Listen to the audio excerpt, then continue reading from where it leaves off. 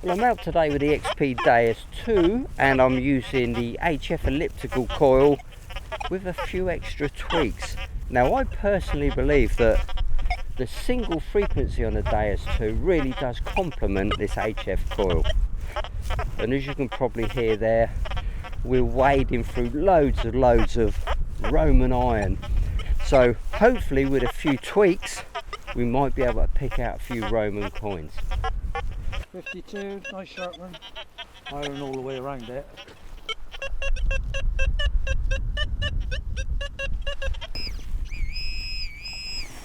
Right in that corner.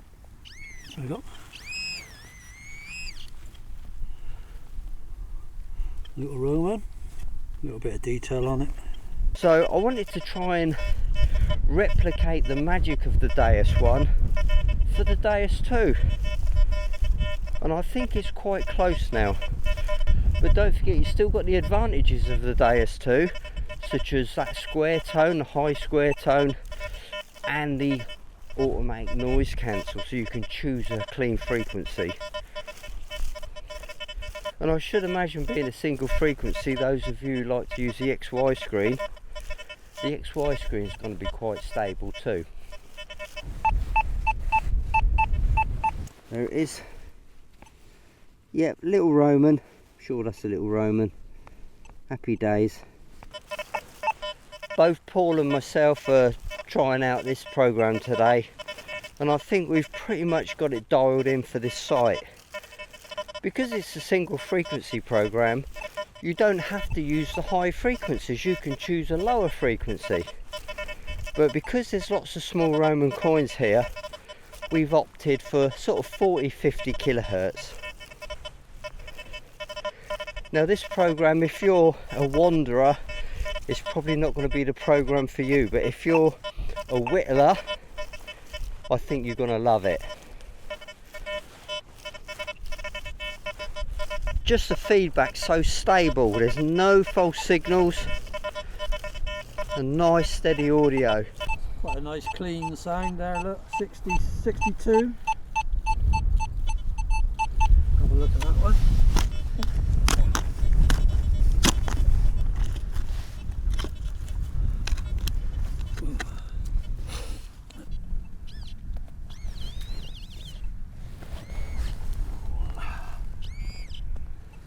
See a little round, or not? See it?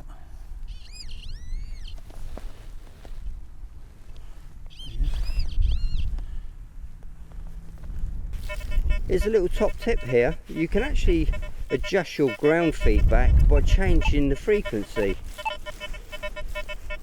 I'm using about 51 kilohertz at the moment, and it's very ground reactive. Have a listen. And that's the way I like it, you know. I like a lot of conversation. Not quite. If I went into the frequencies and dropped it down to 19, can you hear how it's just settled it down a bit? What if I want even more? 8 kilohertz. Not so ground reactive, is it? It's a lot more settled. So it's up to you guys. Set your frequency range to your desired targets and indeed your land, just for fun. Let's go up to the top because we've got loads of frequencies to play with this HF2 coil. 111 kilohertz. Oof. Ooh. Now we're getting into gold nugget hunting territory, aren't we? But it's still not too bad, is it? And that's the beauty of a single frequency. You can manipulate this machine to run on a wide range of single frequencies. But I think I'm going to go back to my 51.9. That'll do me. It's a little one there. Iron there. 60, 65, 62, 65. There we are, look, that one looks a nice patina on it, looks like the she-wolf suckling the twins. Is that Romus and Remus? Yep, it's got to be on that. So it's nice constants. one. Nice little head on there as well, look.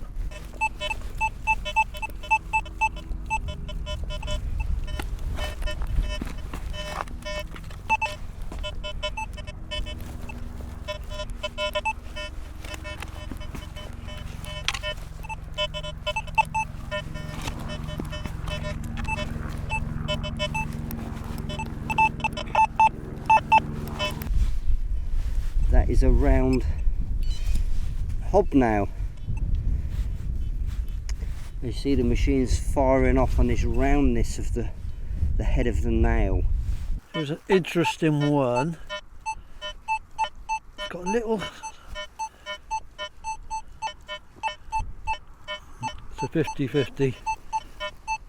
Worth looking. It's got the iron there, but there's so much coming through. Appears to be coming through. Oh. Oh. Pin. Little pin or something. Oh, an awl. It's like a little... An awl, isn't it? Look at that. It was a bit iffy, wasn't it? But then it would be, wouldn't it, with that shape? Quite pleased with that. That's just why you've got to dig those 50-50 targets. It's always worth having a little go and just checking. Nice bit of patina on that one. Maybe using a higher frequency and a smaller coil would get you a target you might have missed with a bigger coil, so it has its advantages, not just about depth. Like all these things, we only know what we're finding and we never know what we're missing, do we? Personally, I believe single frequency certainly has its place. So when would I use multi-frequency? Well, I think multi-frequency is the king when it comes to wet ground and wet sand and things like that, but for specialist hunting I think single frequency is well worth a visit. I'm using version 3.1 today because that's the earliest version what would accept this HF2 coil. Another little one, only not very far from that other one. 65, 67. Oh no, 60. Worth a dig, that one. Another little one, little Roman, little coin. Not much detail, but coin's a coin. So what do you think? It's pretty lively, isn't it? It is very lively. Lots of iron still in the background and that. Like that one we just had just the last one there, and you just stopped you in your tracks. It was a nice clean signal. And what I've also noticed, there's not many false signals. Although there's a lot of iron, we're not getting too many false spikes. We're running sensitivity about 90, I think, on this at the moment. Yeah. So if you want to see the settings, let's get back to the office in the warm and I'll run you through my settings. This program's called the Skill 40 for obvious reasons. Okay, let's go.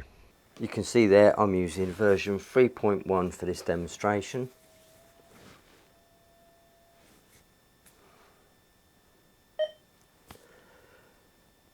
So in order to make a single frequency program, we need to choose a single frequency baseline. So why do we have to choose a base program? Well, some of the DEUS II factory programs use multi-frequency and some use a single frequency. But if we choose a multi-frequency factory program, there's no option there to use single frequency. So we have to choose a single frequency base program in order to start making adjustments. We've really only got two choices. We've got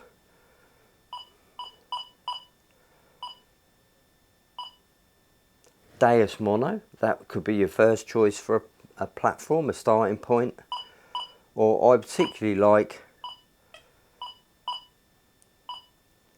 Fast 40 because I think that's probably the closest to what we're going to end up with.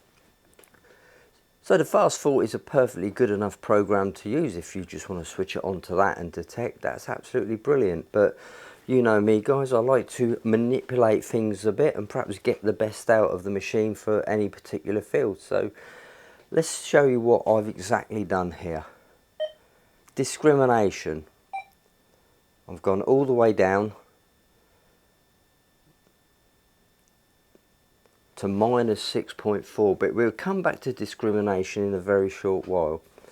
Expert, and then we go into tones. So I've chosen the 3-tone stroke 2-tone option because we did try the full tone. If you watch the video back, I think the first couple of targets were using the full tone audio, which was my hot program on the Deus I, and it just didn't sound right. It didn't have that full tone magic. So maybe something's changed with the latest updates. I really don't know. But that's why we went for the 2-tone. So if we use 2 tones of -6.4 discrimination, we'll have no iron rejection at all. Everything would sound the same, ferrous and non-ferrous. So we need to trick the machine into thinking there's some ferrous. So what we do there, we go into 3-tone, expert, and what we're going to do is give 2 iron tones to 2 of the tones. So tone number 1 is a 202, which is great. Tone number 2 is 881. I think that says 881. Let's go down one more. Tone number 2 is 644. Oh, I'd just like to point out that your fast 40 settings will look different to this because I've been playing around with this one, and for some reason the fast 40 doesn't revert to factory defaults when you turn the machine on and off. So the adjustments you make are the adjustments that stay.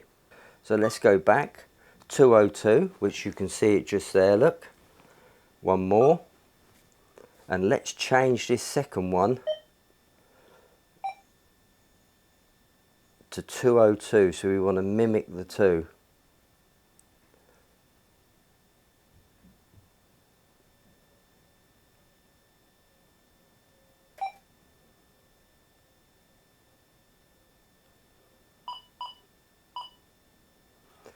There you have it. So we've got 202, 202, and the next one down we want to put it on 881. These are my personal preferences. You can put in your favourite high tone.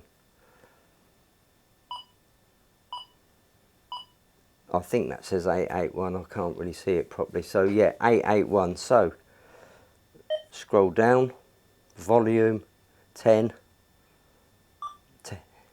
volume 10, go down, volume 10. So the iron tone is the same volume as the non-ferrous tone.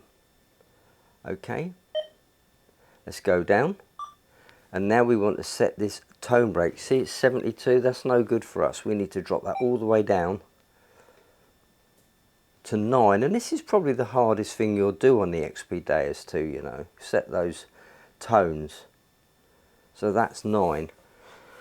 So the first tone, 202, is irrelevant. It's that top bar, it's wide open, but we have to use it.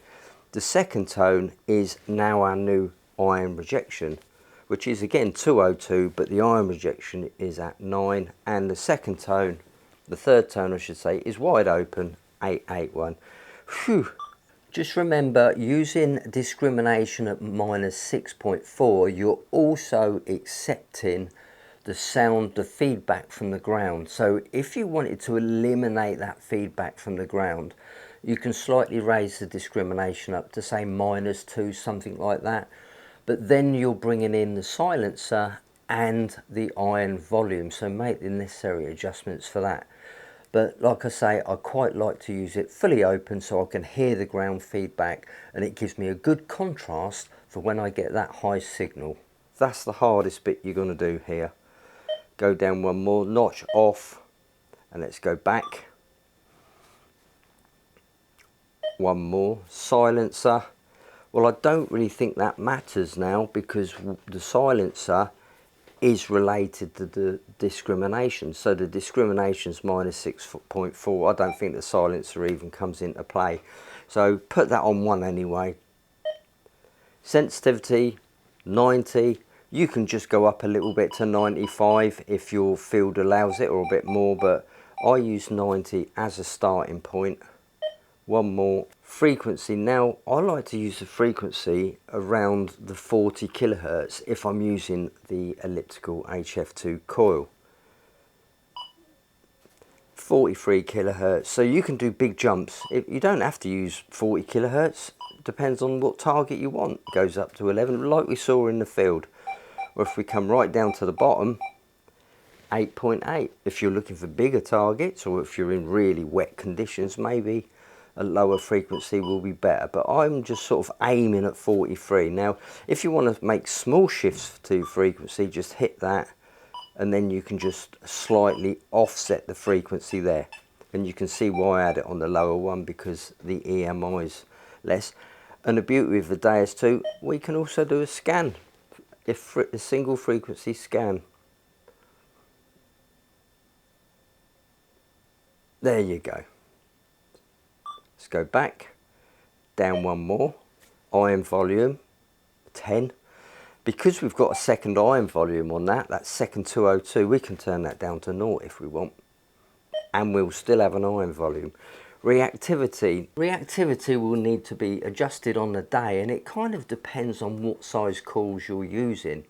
So just be prepared to use perhaps a different reactivity if using this HF elliptical coil, because it's a smaller footprint, so you might be able to slow the reactivity down. But on the day, as you saw in the video, we were using reactivity free quite happily. Audio response 4. It's up to you really. On the day we were using 5 because we didn't want to get a perception of depth, we just wanted to hit every single target what was there. So the trouble is, we're running it higher, the false signals are also amplified, and there we are back to the start. Few more small changes, big numbers, so you press these two at the same time. Options, audio, again personal preference, I like the high square. So this is a two-tone program, so the iron will sound, because we're using the high square. So just out of interest, let's go to PWM and see what it sounds like now. Iron.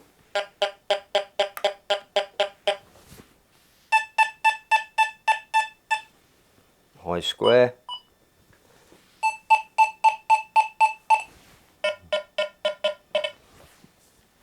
Entirely up to you. So you've probably guessed anyway that this program isn't specific to the elliptical coil. You can use any DEUS II coil you want. And last of all, ground balance. See, it's on 90. Because it's single frequency, we can manually adjust it now. I like to use it at 88. Okay, so once that's done, all you need to do is go into